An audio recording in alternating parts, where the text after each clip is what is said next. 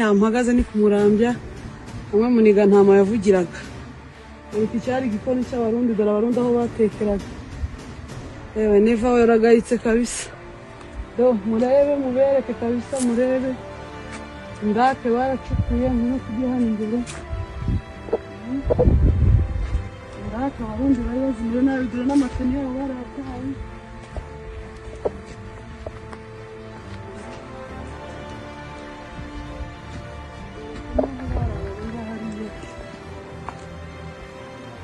Zari ndake z'abarundi bagiye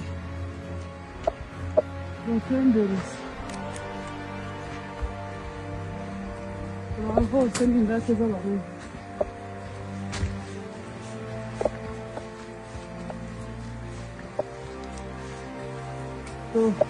Zose nizo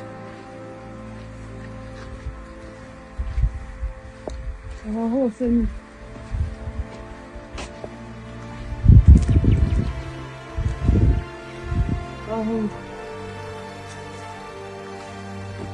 kumezuza. Dore aho muniga ntama yakoreraga inama na dore biro yariye muniga ntama, dore iziko yotaga, izi zose ni indake, aho hose niho niyo hari biro ya muniga ntama. Shira muniga ntama, dore nicaye muri biro yawe hamwe wakoreraga amanama uvuga ko uzatwica ukatumara twirwaneho, turahari M23 ino pa izi zose zari ndake z'abarundi.